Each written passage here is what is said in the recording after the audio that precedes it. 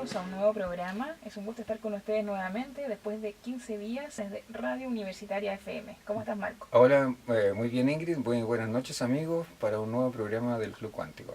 Y hoy vamos a conversar sobre ciencia, pero particularmente sobre un evento en el que participaste. Vienes llegando hace... Participamos. Sí, participamos, es verdad.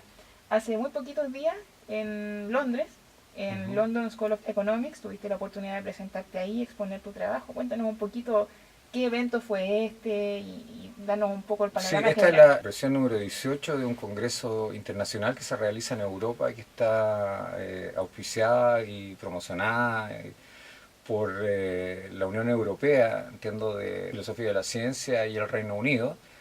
Y se trata de juntar no solamente a los filósofos de filosofía de la ciencia, sino que además físicos, matemáticos y a todos los que tengan alguna relación con la física. Por eso esto se llama Foundation of Physics, y en este caso correspondía al año 2016. Participaron muchos expositores, prácticamente 100, además de estudiantes, científicos de 20 y 30 países distintos de diferentes lugares del mundo.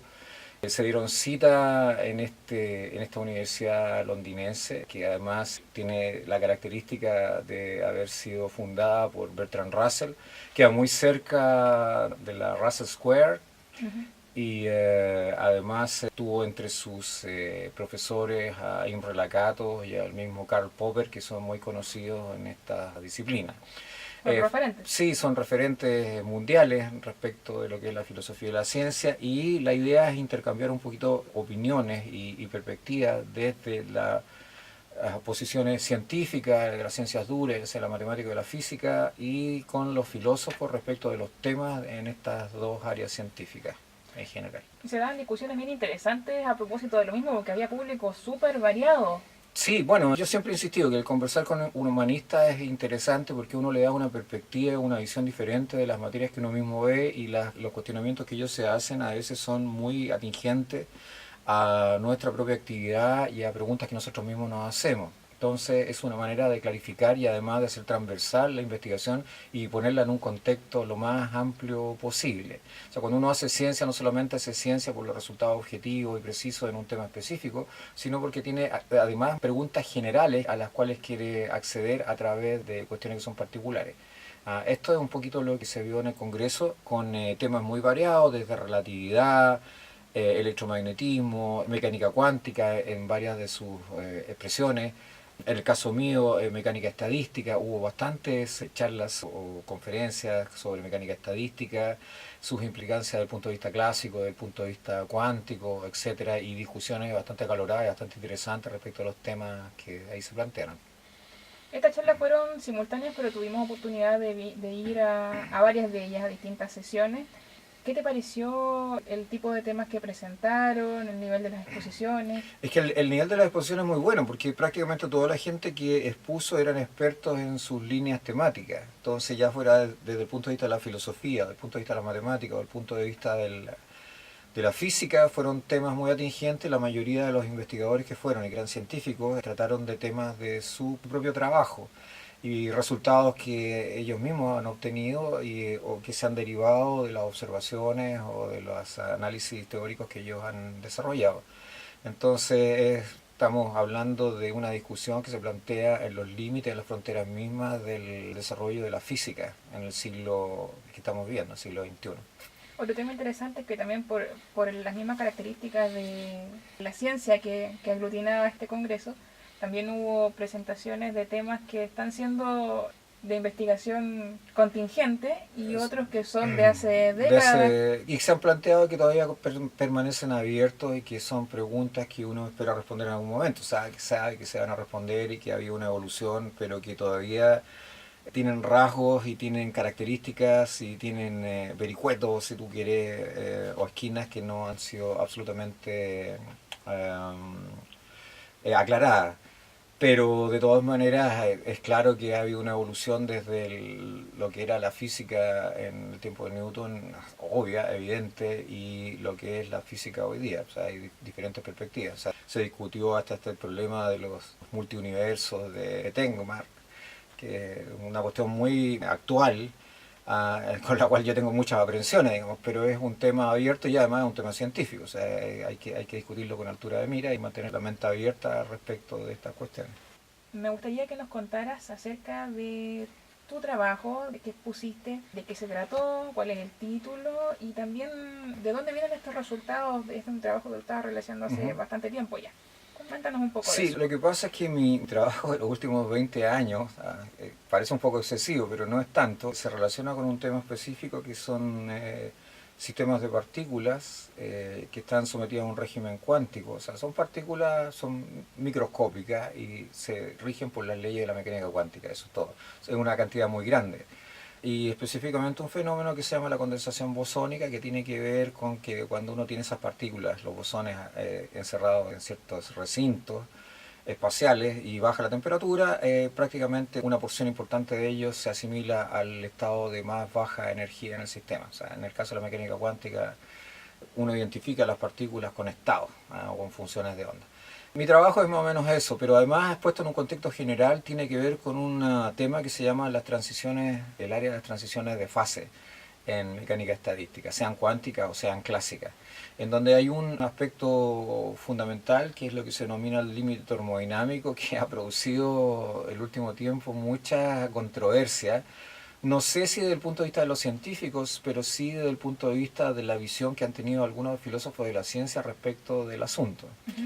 Cuando uno tiene una cantidad muy grande de partículas, no puede describirlas desde el punto de vista individual, sino que uno los describe desde el punto de vista del grupo, de la nube de partículas. Entonces lo que hace en general es estadística del sistema de partículas. Y en este sentido, los fenómenos críticos, como los que nosotros conocemos usualmente en el agua, uno cambia la temperatura del líquido y pasa de estado líquido a gaseoso, a sólido, a través del hielo, etc. En el caso de los bosones, en el caso de la condensación bosónica, que es lo que yo estudio, es un fenómeno parecido. La diferencia es que cuando uno lo estudia una cantidad de átomos que es finita y que es relativamente pequeña, que no se puede considerar macroscópica, que son entre 10 elevado a 12 a 100 átomos, a 10 elevado a 7 átomos. Entonces eso no se considera un nivel macroscópico, sino que es un nivel intermedio entre lo microscópico y lo macroscópico. Lo macroscópico se observa solamente en el límite termodinámico cuando el número de partículas es infinito. Pero eso es una idealización matemática del problema, porque en estricto rigor no existen sistemas infinitos de partículas.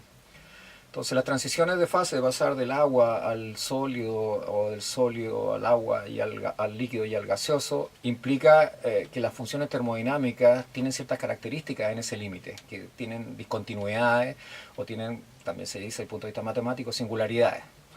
Ya, pero estas singularidades son ideales, o sea, son buenas aproximaciones en realidad estas del fenómeno real. Lo describen razonablemente bien fuera de los puntos críticos de transición. Hay otra teoría que se llama la teoría de la renormalización, que sirve para describir estas zonas críticas, pero es fenomenológica y por lo tanto no te da alguna pista sobre lo que pasa microscópicamente para que la transición tenga lugar. Entonces, el problema era, en este caso específico, en el caso de los bosones, ver estos sistemas que son intermedios entre lo microscópico y lo macroscópico, por eso se denomina mesoscópico, y ver si uno los podía describir desde el punto de vista matemático.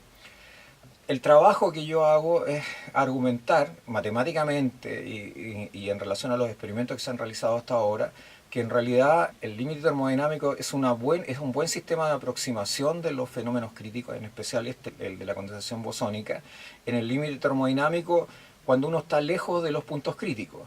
Y cerca de los puntos críticos, los últimos 5 o 10 años se han desarrollado técnicas que te permiten efectivamente trabajar los sistemas mesoscópicos, estudiarlos en detalle, ver las distribuciones de probabilidad de las partículas en sus estados, etc. Y además transitar de lo mesoscópico a lo microscópico, después volver de lo microscópico a lo mesoscópico. Y por lo tanto, la física acompañada de estos nuevos instrumentos matemáticos prácticamente está dando una descripción del fenómeno de transición de fase bastante adecuado.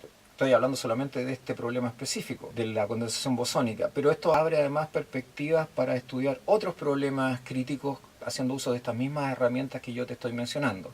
O sea, esta especie de invisibilidad de lo microscópico que teníamos hace 10 años o 15 años atrás empieza a desaparecer precisamente porque se desarrollaron un montón de técnicas experimentales, por ejemplo, a nivel de óptica cuántica, para enfriar los átomos, etcétera, que fueron acompañadas de avances matemáticos que aparecen a nivel microscópico, que después te sirven para describir la cuestión microscópica y la cuestión mesoscópica, y por lo tanto el panorama general que estamos teniendo es mucho más completo.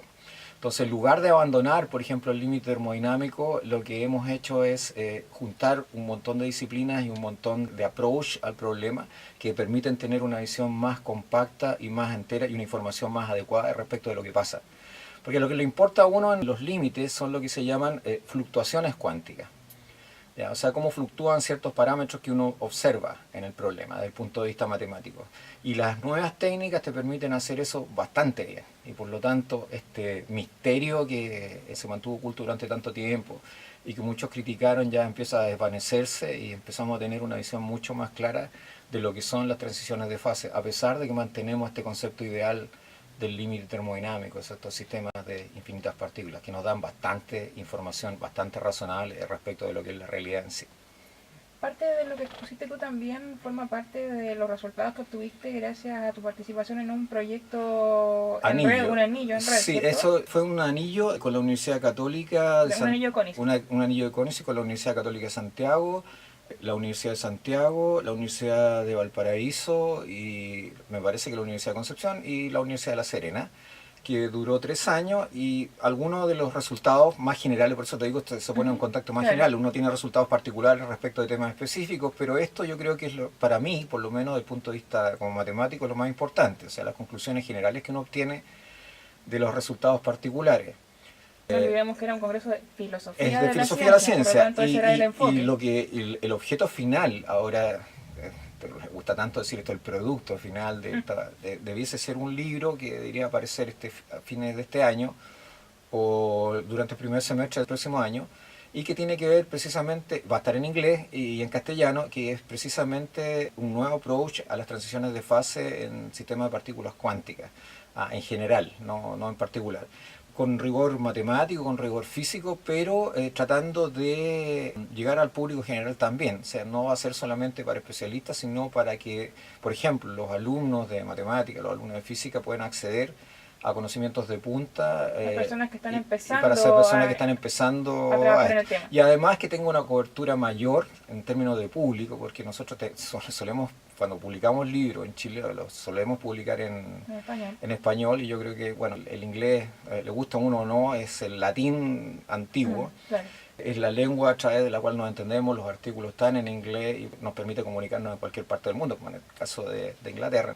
Marco, ¿había más personas trabajando en el mismo tema al que te dedicas tú en el Congreso? Bueno, de hecho hicimos buenos contactos con algunas de las personas que asistieron a mi sesión, ya nos estamos enviando email y vamos a intercambiar un poquito de información. De hecho, hay algunas referencias que no tenía, porque como te dije antes, hay algunos trabajos de un grupo de investigadores que es bastante importante, porque entre ellos están aquellos que verificaron experimentalmente la condensación de Bose-Einstein por primera vez en el año 95, por lo cual obtiene más o menos el 2000, me parece, el premio Nobel. Y esta persona, estos investigadores, me comunicaron, ¿no es cierto?, que también habían investigaciones muy parecidas a las que yo estaba mostrando en ese momento, vigente, y vamos a tratar de comunicarnos y hacer intercambio de manera de enriquecer un poco lo que te dije, que la perspectiva general y este libro que se va a escribir, ¿no es cierto?, respecto de las transiciones de fase, sobre todo en particular de la condensación bosónica. Y tuvimos la oportunidad de hablar también de otros temas que tienen que ver también de todas maneras con mecánica cuántica, en el caso de un profesor australiano al cual le entrevistamos, yo quiero decir John Colbert, de Australia, de Macquarie. Una persona muy simpática, muy afable por lo demás, y que estuvo hablando de entanglement y de la diferencia entre el espacio euclidiano clásico que nosotros conocemos, o si ustedes quieren, si hablan de la teoría de la relatividad del espacio de Minkowski, o como quieran llamarle, y el espacio cuántico mirado desde la perspectiva de la mecánica cuántica, el fenómeno de entrelazamiento, etc. Así que vamos a tener la oportunidad en esa grabación de escuchar directamente de uno de los participantes, él es matemático, por lo demás físico-matemático, Vamos a tener la oportunidad de escuchar y todo el público con subtítulos. Parte de su intervención son 5 minutos, porque la entrevista se hizo después de su charla, y que nos cuente un poco respecto de su tema y de lo que presentó en esta oportunidad. Vamos a tenerlo en el canal del Club Cuántico. Hay un contenido exclusivo y Claro, diferente para ustedes. y mi charla va a estar disponible también en el Club Cuántico, pero además va a estar En el canal del canal del Departamento Departamento de de Matemática, Matemática de la Universidad de La que Serena. es www.youtube.com/matemáticasuls. Sí, Recordemos que el canal del Club Cuántico es youtube.com/el Club y Cuántico. el artículo yo espero que esté terminado aquí la próxima semana, porque se va a subir a la página del Congreso, que está especialmente diseñada para todos aquellos que quieran subir sus artículos ya terminados al evento, ¿no es cierto? Para que ustedes lo puedan ver. Además están todas las fotografías del evento, las presentaciones. Nosotros por supuesto ya contribuimos con material fotográfico para Sí, la galería. pero nos vamos a demorar un poquito más en la presentación porque quiero arreglarla un poco, y en el caso del artículo también, porque quiero afinar algunos detalles, pero el artículo no es el resultado final, pero es una aproximación a lo que va a ser el libro, y que, como te digo, espero que esté publicado en el corto y mediano plazo. Marco, me gustaría consultarte, ¿qué te pareció la intervención de los alumnos de posgrado, de investigadores jóvenes que se veían muy entusiastas con los temas que están trabajando? Mira, no, es notable porque estamos en Inglaterra en un periodo de vacaciones. El edificio, la estructura, la universidad, como comentaba recién, cerca de la Russell Square, es notable, una participación masiva de estudiantes, incluso muchachos de área de las ciencias duras que están terminando su PhD, etcétera, participaron con trabajos. El interés de la gente por participar en un periodo que se supone que no es un periodo lectivo ni de trabajo en actividades que son absolutamente científicas y culturales, me pareció impresionante. Y el énfasis y el fervor por discutir y por poner en la mesa temas como este, yo creo que es una cosa que en el caso de Chile le falta a este país. Creo que debemos emularla, sobre todo en las instituciones de educación superior estatales, que tenemos una responsabilidad social bastante más grande que el resto de las instituciones, las corporaciones universitarias chilenas. Bueno, a propósito de oportunidades para discutir en materia de ciencia, próximamente va a estar participando también una delegación del Departamento de Matemáticas en el Congreso de Matemáticas Capricornio. Sí, es eso el 25º, ¿no? El 25º en la Universidad Católica del Norte en Antofagasta, entre el 2 y el 5 de agosto. Sí, ahí vamos una pequeña delegación. Van a participar también alumnos de la carrera de Pedagogía en Matemática y Computación, y vamos a mostrar, ya ahora no se trata de artículos de filosofía, sino que son artículos de resultados de matemáticas, y en mi caso particular tiene que ver un poquito con lo que presenté acá, pero ya más Desde duro la y más de tu área. y más específico, claro. Yo espero que, además, que esta es una celebración, los 25 años siempre son importantes, esta va a ser una celebración grande porque vienen investigadores muy importantes del extranjero. Hay invitados de Rusia, de Estados Unidos, etcétera, y nombres bastante egregios en términos matemáticos. Por lo tanto, creo que es una oportunidad valiosísima para establecer relaciones con colegas del extranjero y abrir las matemáticas, que ya hace mucho tiempo se han desarrollado muy bien en Chile, pero yo creo que esto es siempre un paso más hacia adelante. Además, que el Congreso de Matemáticas Capricornio se ha transformado en uno de los eventos más importantes del país. O sea, creo que es uno de los pocos que se ha mantenido durante tanto tiempo, con tanto fervor y con tanta calidad, sobre todo. Nosotros lo realizamos aquí el año 2013, vino gente de todas partes del mundo. Es un congreso internacional, ya no es un congreso nacional, en que participan no solamente de la región del Cono Sur, sino que participan de Europa, Estados Unidos, etcétera. Recordemos también que este congreso se realiza todos los años. No tiene la brecha que tienen otros eventos científicos de cada 2 años o cada 4. Esta es una iniciativa que, bueno, son 25 años, y muestra un poquito además el avance de las matemáticas en la macrozona norte, y la comparación con respecto a otras zonas del país, que yo creo que ha sido muy importante. En el caso de nuestro departamento de matemáticas, yo aprovecho ahora la radio para decirlo, los últimos 6-7 años siempre lo tuvo, o sea, pero en este último periodo ha tenido un repunte en materia de investigación significativo, lo cual ha significado en promedio prácticamente entre 7 y 8 publicaciones al año en promedio, y hay algunos años que hay más y otros un poquito menos, tomando en cuenta la cantidad de investigadores, y además una cantidad importante de proyectos Fondesit y proyectos Anillo. O sea, el Departamento de Matemática tuvo durante los últimos 6 años A ver, primero tuvimos un anillo, después 2 anillos y después 3, 4 Fondesit, ya sea regulares, de iniciación o como co-investigadores. O sea, se ha mantenido activo a la unidad durante todo este periodo y tiene unas proyecciones también importantes. Este año tiene bastantes publicaciones y por lo tanto nos acaba de llegar una solicitud de participar en un postdoc en la universidad sin que nosotros siquiera lo pidiéramos, e ingresando a la página del departamento, viendo solamente los resultados de los investigadores, etcétera, y pidiéndonos, solicitándonos la posibilidad de participar dentro del departamento en actividades de postdoc durante los próximos 2 años, lo cual me parece notable. Muy bien, Marco. Estamos llegando al cierre del programa de hoy. Ha sido un programa distinto donde hemos podido hablar de este congreso tan importante y otras iniciativas que vienen. Así que, bueno, muchas gracias. Sí, muchas gracias a todos y estarán disponibles todas las fotografías. Les vamos a dejar después los links necesarios para que aquellos que quieran interiorizarse un poco de lo que fue este Foundations of Physics. Fotos, las presentaciones y los videos que nosotros hicimos. Ya estamos trabajando en eso para dejarlo publicado esta semana. Eso. Bueno, muy buenas noches y los esperamos en 15 días más. Muy buenas noches.